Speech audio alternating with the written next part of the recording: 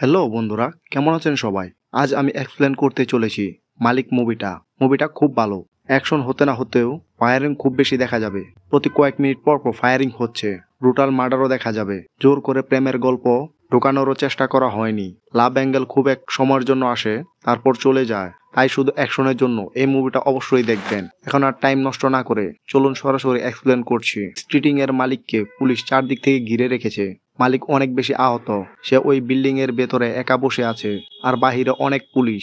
মালিকের গুলি লেগেছে, ওর বেঁচে বের হওয়া কোনো চান্স নেই। তারপর সিন 2 বছর আগে চলে যায়, যেখানে সবাই মালিককে ভয় পায়, এমনকি পুলিশও।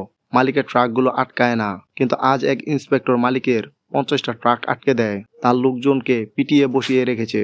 তখন মালিকের বন্ধু বোমা সেই ইন্সপেক্টরকে ধরে মালিকের সামনে নিয়ে যায়। ইন্সপেক্টর মালিকের ট্রাক আটকানো চন্দ্রশেখর বলেছিল। এটা জানতে পেরে মালিক সেই ইন্সপেক্টরকে মেরে ফেলে। মালিক এই মুভিতে কোনো হিরো নয়, সে হলো একটি ক্ষুধার্ত বাঘ যার পাওয়ার চাই। আর তার জন্য কতজনকে সে মেরেছে, এতটা পাওয়ারফুল হয়েছে কেউ জানে না। তারপর চন্দ্রশেখর বিধায়কের কাছে সাহায্য চাইতে যায়, কারণ এখন মালিক চন্দ্রশেখরের পেছনে পড়বে। চন্দ্রশেখর বিধায়ককে বলে, বিধায়ক তাকে বলে ইলেকশন পর্যন্ত শান্ত থাকতে, পরে সে মালিককে দেখবে। কিন্তু চন্দ্রশেখর আর অপেক্ষা করতে পারে না, আর সে বিধায়কের উপর ভরসাও করে না যে পাওয়ার পর তাকে সাহায্য করবে কিনা। তাই বিধায়ককে ধমকে চলে যায়। এখন বিধায়ক মালিককে শেষ করতে এনকাউন্টার স্পেশালিস্ট প্রভুদাসকে ডেকে আনে। প্রভুদাস এখন পর্যন্ত 98টা এনকাউন্টার করেছে, তার জন্য মালিককে মারা সহজ হবে। প্রভুদাস এসে মালিকের বাড়িতে তল্লাশি করতে যায়, ওর পরিবারকে ভয় দেখায়, আর ঘরে সব জিনিসপত্র ভেঙে দেয়। এরপর মালিকের ওয়াইফকে বোঝায় যেন মালিক আত্মসমর্পণ করায়, নইলে সে এই এনকাউন্টার শোধ করা হবেই। রাতে মালিক লুকিয়ে বাড়ি আসে, আর তার ওয়াইফ শালিনীকে সব ঠিক করার প্রমিস করে। মালিকের প্ল্যান এবার বিধায়ক হওয়া। সে ইলেকশনে দাঁড়াবে। বিধায়ক হলে তাকে কেউ ছুতেও পারবে না, আর সে সবসময় সেফ থাকবে।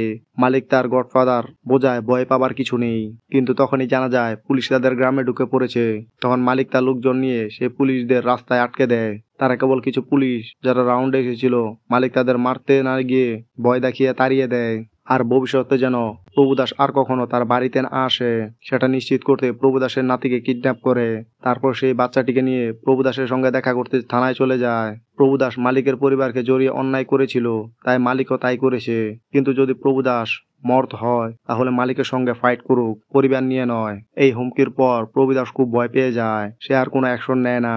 মালিক তার পাওয়ারের জোরে ব্যবসার টেন্ডারগুলো দখল করে নিত। টেন্ডার বের হতেই না, আগে ঠিক হয়ে যেত মালিককে লোক পাবে।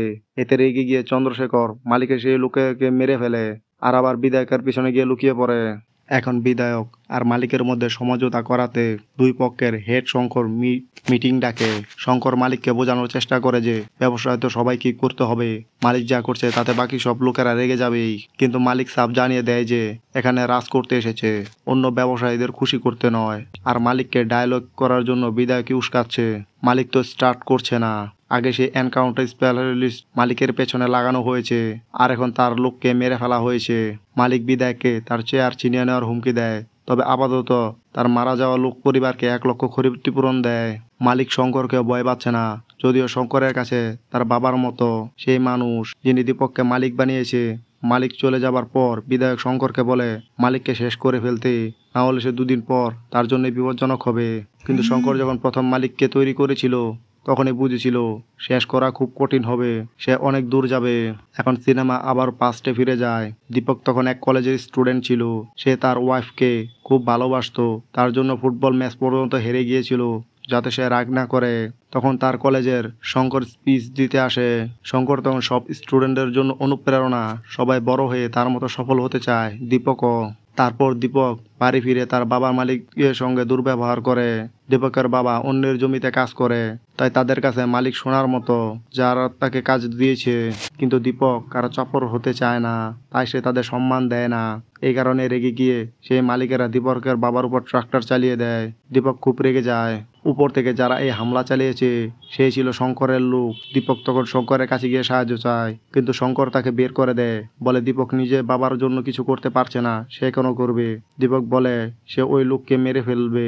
শঙ্কর তখন আরো উস্কে দেয় যেন শঙ্কর নিজে চাইছে দীপক মালিক হোক, তাই মার্ডার করা।